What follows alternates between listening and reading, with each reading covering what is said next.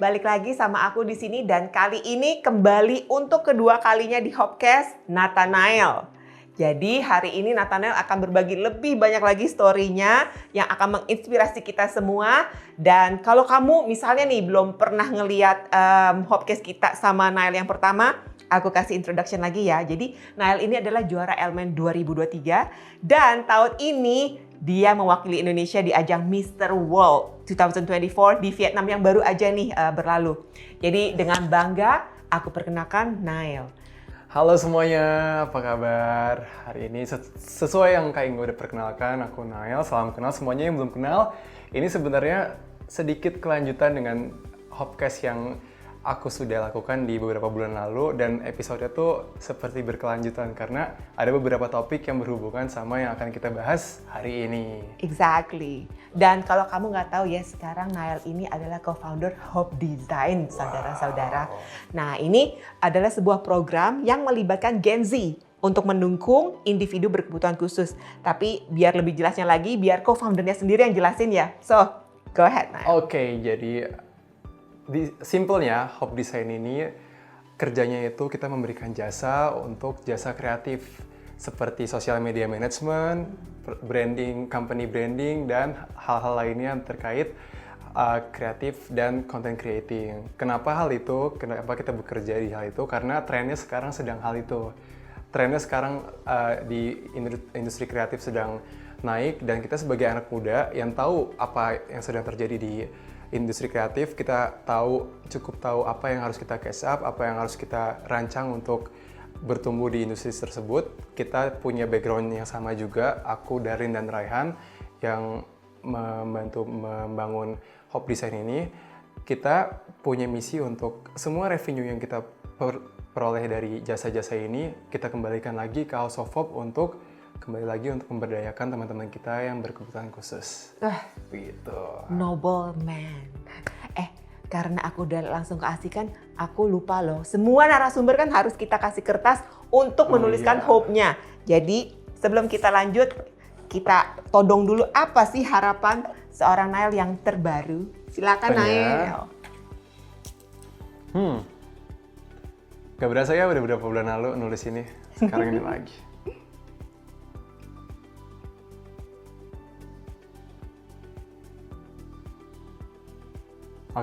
Oke. Thank you. So now, please tell Hope people gimana sih rasanya mewakili Indonesia sebagai Mr. World 2024. Ini internasional ya, world, saudara-saudara. Dua kata ya, aku bangga dan bersyukur sekaligus. Jadi bangga kenapa? Ini pertama kalinya dan sebenarnya nggak akan ada kesempatan lagi aku untuk bawa nama Indonesia begitu. Aku bukan atlet, aku nggak pernah ikut Olimpiade Sains atau dan lain-lain di sekolah, tapi aku dikasih kesempatan untuk bawa menjadi representatif Indonesia di satu ajang internasional lewat Mr. World ini. Sedikit penjelasan tentang ajang ini apa. Sebenarnya Mr. World ini ajang male pageantry. Mungkin audiens lebih kenal dengan yang Miss atau yang Putri, tapi ini versi cowoknya. Jadi mereka mencari spokesperson dengan punya value, yaitu untuk memberi, untuk give back kembali kepada masyarakat.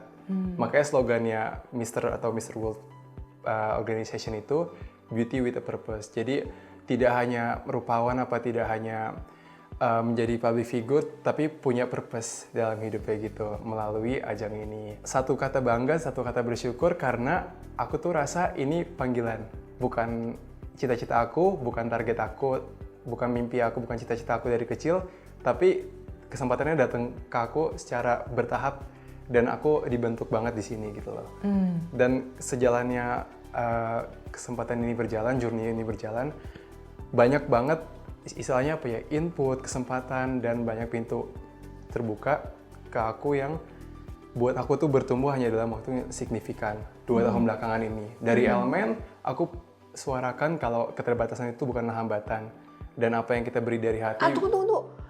Buat Hope people yang belum kenal Nael, keterhambatan. Oh iya. Ya, apa ini yang keterhambatannya kamu itu loh? Oke, kenapa aku bisa punya moto keterbatasan bukan hambatan?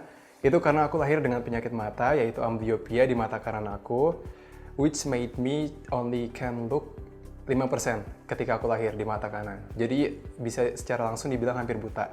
Tapi dengan terapi yang aku lakukan dari umur 6 tahun sampai kurang lebih 6 atau 7 tahun selanjutnya, mataku bisa berkembang dengan baik, ototnya bisa berkembang dengan baik, aku bisa lebih fokus. Dan di terapi itu tuh, di masa kecil aku itu, aku belajar banyak hal yang kembali aku terapkan ke journey kehidupan aku. Itulah kenapa itulah asal-usul kenapa aku bisa bilang moto itu. Keterbatasan bukanlah hambatan. Dari situ, istilahnya apa ya? Itu kan di ajang nasional Indonesia. Aku punya target untuk lebih besar lagi lah untuk suarakan hal ini. Aku ketemu House of Hope, aku berkarya bareng House of Hope, terlibat dalam pelayanannya, terlibat dalam pemberdayaan terhadap special needs, dan kebukalah jalan. Aku punya channel ini untuk ikut ajang Mr. World. Elmen mempercayakan aku untuk mewakili Indonesia di ajang ini karena mereka melihat figur aku tuh fit untuk ajang ini dengan value yang tadi, purpose yang tadi. Mereka mencari orang yang punya purpose, tidak hanya aktif dalam bersuara di bidang entertain, tapi punya purpose juga dalam kehidupan. Dan di sini Tuhan tuh kayak kasih aku purpose. Kenapa aku harus ikut ini, gitu. Bukan untuk jadi juara, bukan untuk peroleh exposure demi aku diri sendiri, tapi untuk memperjuangkan itu lagi, inclusivity, untuk memperjuangkan moto kalau keterbatasan bukan hambatan. Dan aku bersama House of Hope menyusun supaya lebih matang lagi gitu loh. Apa konsep yang akan kita bawa, yaitu aku bawa terhadap awareness, empowerment terhadap special needs, begitu. Oke. Terus ini kan Mr. World ya, ajang internasional yang nggak main-main. Yes. Pasti persiapan kamu juga pretty intense, baik secara fisik maupun mental. Mungkin bisa diceritain nih ke Hope People kayak gimana persiapan kamu? Oke, jadi basically Mr. World itu udah dikenal, formatnya sama kayak Miss World. Mereka punya ada fast track, ada sports, ada talent, ada head to head, ada Beauty with a Purpose Project, atau Charitable Project, atau Social Project. Ini satu topik yang tadi aku bawa House of Hope untuk ini. Dan ada Top Model Fast Track. Jadi memang appearance dan cara stage performance tuh mereka nilai juga. Nah, untuk mempersiapkan kelimanya ini, kurang lebih setelah aku diumumkan menjadi Mr. World, itu berjalan 2-3 bulan produktif sampai hari H aku berangkat. Untuk mempersiapkannya udah jelas, untuk sports aku latihan, lari dan berenang, karena yang ditandingkan itu. Untuk head to head aku belajar banyak hal tentang world issue, SGD, dan lainnya. Setelah itu untuk head to head dan charitable project, kita bergerak bareng House of Hope, dan aku berlatih dengan camp, ada namanya Caldera Camp. Mereka melatih aku cara public speaking, topik-topik apa yang perlu aku fokus untuk dibawa ke ajang ini, bagaimana cara menjawab pertanyaan-pertanyaan interview ataupun pertanyaan di panggung, dan stage performance lainnya. Jadi kurang lebih sembari jalanin kuliah juga, itu semua yang aku lakuin di 3 bulan belakangan ini. Begitu. Persiapannya intens tapi seru banget. Terus bagaimana sih pada saat kamu menceritakan kan tentang Hope Design ke juri, ke teman-teman kamu mungkin mau cerita juga, itu tanggapan mereka gimana? Tanggapan mereka itu sebenarnya macam-macam ya. Ada yang impress, ada yang cerita tentang social project tadi ya? Tentang House of Hope ya? Iya, tentang Hope Design. Oh, tentang Hope Design, House of Hope. Pokoknya tentang pemberdayaan ini, tentang Hope Design. Mereka tuh mengapresiasi. Karena ternyata di kelas internasional tuh mereka sangat peduli terhadap inklusivitas, apalagi ketika kita menyinggung special needs dan disabilitas. Karena kan mereka ini tidak bisa kita pungkiri memang lahir dengan keterbatasan, dan kita yang berkecukupan punya panggilan untuk giving back ke mereka gitu kan. Jadi mereka sangat berapresiasi niat sekecil apapun untuk giving back ke community ini. Dan mereka dari tim juri sampai teman-teman dari negara lain, puji Tuhan feedbacknya baik terhadap Hope Design ini, dan mereka willing to help kalau kita ada perlu bantuan dan mereka ada kesempatan untuk membantu. Begitu. Awesome. Terus ada nggak nih pesan Nael yang bisa disampaikan tentang pentingnya dukungan terhadap IBK di kancah internasional? Sangat penting karena mereka tuh ada di samping kita. Mereka semua hidup bareng kita, Dan mereka itu lahir dengan keterbatasan, nggak seperti orang-orang yang lahir tuh cukup atau bisa kita bilang sempurna dari cara berpikir, cara berperilaku dan maupun kemampuan fisik dan lainnya. Nah, kita tuh menurut aku masing-masing tuh punya role untuk membuat satu lingkungan yang lebih inklusif. Mulai dari menghargai keberadaan mereka. Mulai dari jangan mengelompokkan mereka karena itu membentuk mental mereka, oh aku hanya belong here gitu loh. Aku hanya layak untuk bersama teman-teman disabilitas juga gitu. Tapi menurut aku kita put awareness dulu untuk step awal. Kita punya sosial media sekarang, kita bisa ikut event-event yang melibatkan disabilitas juga. Kita bisa terlibat juga dalam pemberdayaan mereka dengan cara mungkin terlibat langsung dalam program-program yang ada, program-program organisasi atau yayasan yang fokusnya ke situ. Dan itu semua penting untuk membuat the ideal world for everyone menurut aku. Dunia yang semua orang tuh nyaman hidupnya di situ. Gitu. Untuk kita dan juga untuk mereka. Oke. Terus Nael kemarin ini masuk ke peringkat berapa dan perasaan kamu gimana?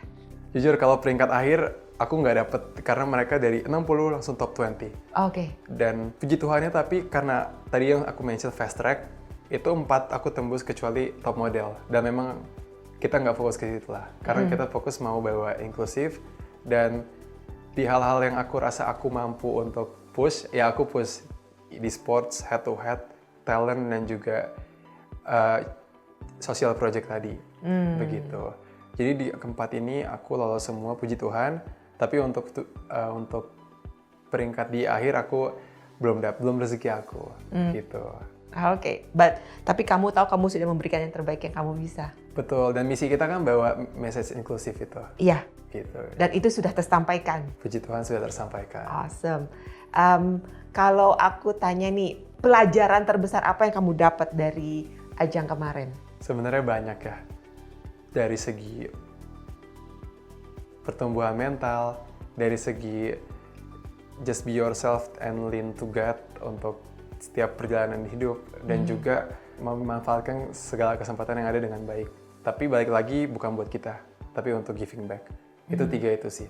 Dari mental aku sangat bertumbuh karena ini bukan suatu hal yang dari kecil aku impikan, bukan suatu hal yang di bidang aku, cuman aku dapat kesempatan dan aku rasa aku nggak bisa nolak gitu loh. Kapan lagi ini sekali seumur hidup dan pastinya akan bermanfaat di kehidupan aku selanjutnya gitu.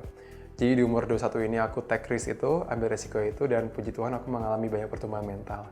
Dari tampil di panggung, berbicara publik, dan juga menghadapi media sosial yang banyak sekali pergumulannya dan juga memanfaatkan segala kesempatan yang ada ya. Aku lihat ada kesempatan untuk bersuara di situ, sekecil apapun kita coba luangkan message kita gitu. Karena balik lagi semua suara itu berharga, apalagi yang punya platform gitu. Belajar menghargai dan mengapresiasi mungkin ya. Iya. Gitu. Semua orang di situ punya effort dan semua orang di situ punya keterbatasan juga. Kita nggak ada yang sempurna. Mungkin ada yang mukanya cakep banget, cuma kurang di hal lain, atau mungkin ada yang penampilannya nggak kita lihat tapi dia lebih di lain. Dan di situ membuka mata aku lebih lagi kalau oh ternyata semua orang tuh punya lebih dan punya kurangnya. Dan itulah intinya inklusif kan. Kita mengasihi semua orang, kita mau merangkul semua orang, even yang punya keterbatasan sekalipun. Gitu. Terus apa sih yang membuat Nael tuh tertarik dan berkomitmen di Hope Design? Oke, ini ceritanya agak panjang dan berkaitan sama childhood aku. Jadi karena tadi aku udah ceritain, aku lahir dengan keterbatasan. Jadi di umur 21 tahun ini, aku punya panggilan untuk giving back ke komunitas yang lahir dengan keterbatasan juga. Hope Design sendiri, programnya berjalan sesuai dengan apa yang lagi aku pelajari di kuliah sekarang, yaitu di dunia kreatif. Di media, di desain, dan segala macamnya.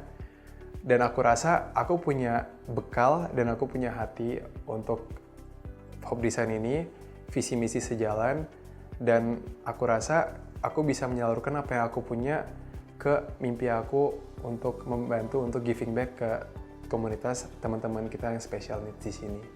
Dan alasan itu, bekal udah ada, jalur udah ada, tinggal diwujudkan ke visi aku, visi misi yang sudah sejalan dengan House of Hope, ibunya Hope Design.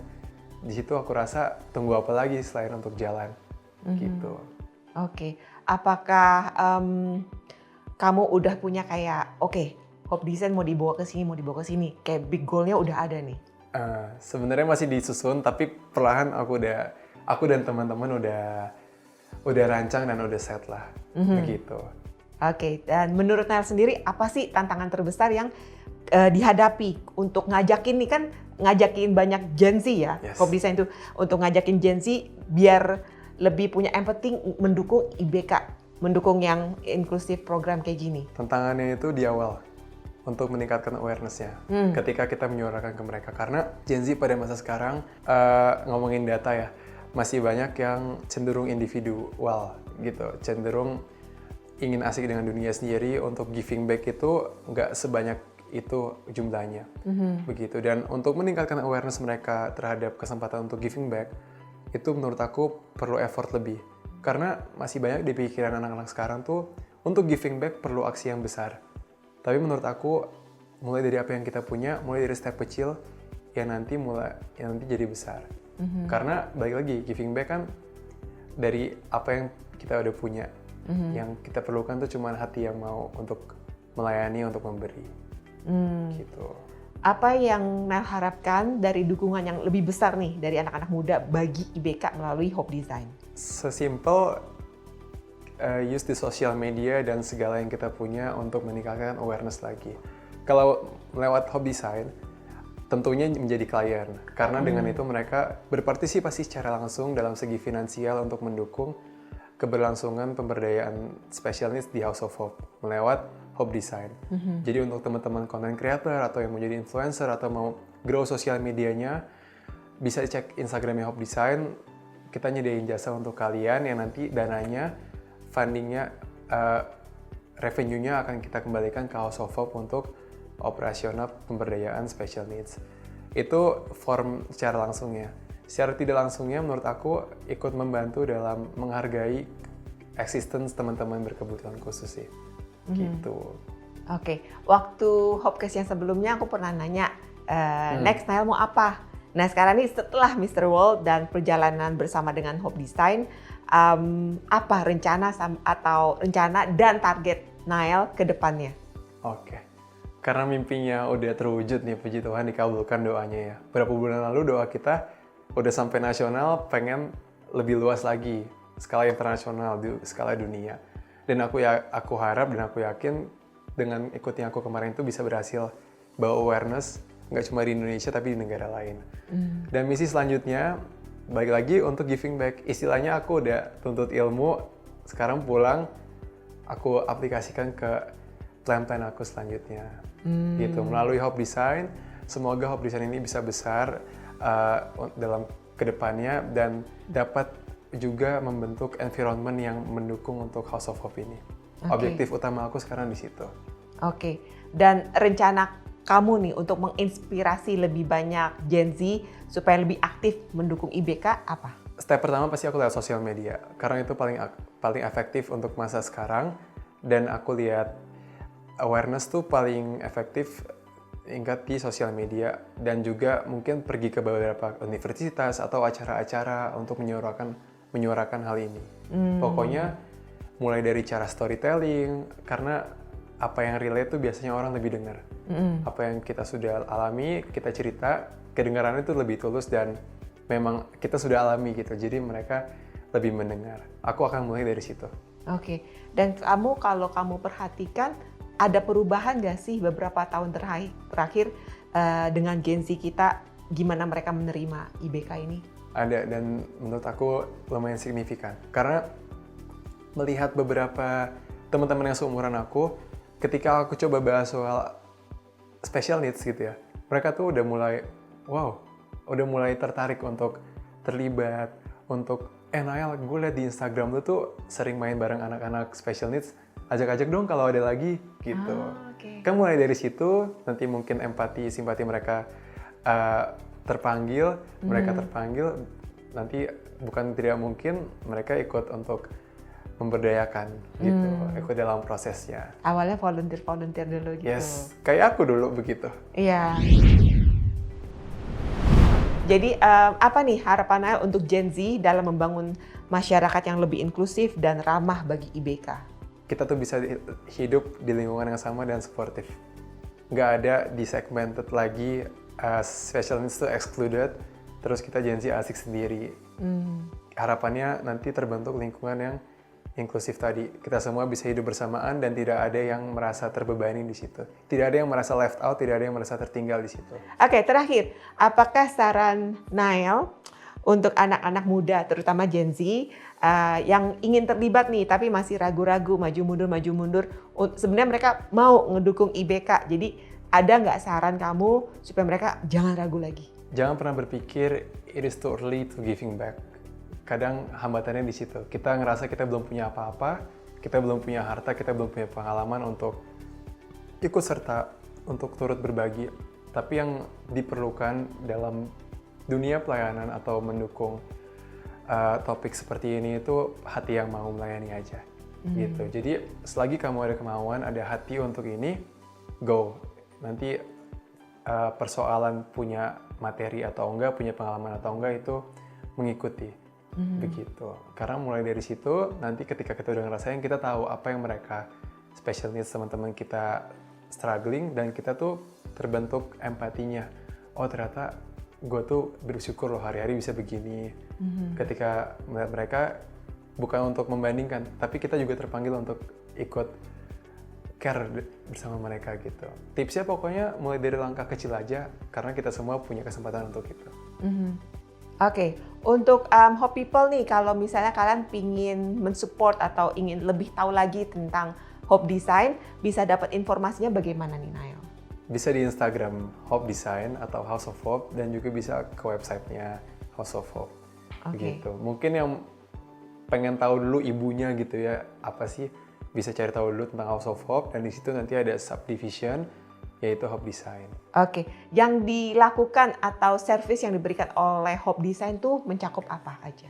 Pokoknya dalam segi jasa kreatif seperti yang aku bilang tadi, mau bikin branding, company branding atau profile, atau sampai juga sosial media, sampai pada social media management.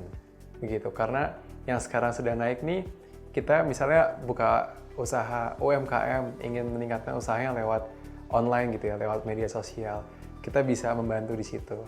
Kita susun Instagram, TikTok, atau Facebook serapi mungkin supaya bisa mendukung pertumbuhan usaha-usaha itu sendiri. Ataupun di influencer. Mungkin ada yang mau jadi influencer, cuma nggak tahu cara ngelola sosial medianya gimana, kita bisa bantu.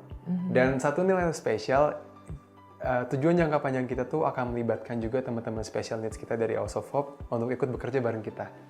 Karena kita punya teman-teman special needs yang bisa bikin voice over, bisa copyright, dan juga bisa muncul depan kamera. Dan itu semua menurut aku balik lagi untuk memberdayakan mereka supaya mereka mampu bekerja, mampu juga berkarya. Oke, awesome. Jadi teman-teman jangan ragu-ragu lagi kalau kalian mau ngebantu, just do it aja. Udah punya hati, udah punya panggilan, nggak usah nunggu-nunggu, do it. Dan kalau kalian pengen lebih tahu tentang Hope Design, please check it out. Hope Design ada Instagramnya already. Dan DM nanti akan dijawab sama tim dari Hope Design. So, thank you so much Nael. Thank you so much. Sekarang sudah waktunya. Apakah yang menjadi harapan Nael? Wow. Harapan terbaru nih. I hope generasi Z bangsa Indonesia dapat semakin aware akan special needs empowerment dan turut ikut serta dalam pemberdayaannya. Oke, itu menjadi tugasnya Nael, tugas saya, tugas kita semua. Yes. So Gen Z, come on, wakey. Terima kasih Nael untuk waktunya. Thank you. All the best. Kayaknya. All the best juga dengan Hope Design-nya. Yes. Okay, so thank you Hope People. I'll see you again di next episode. Bye-bye.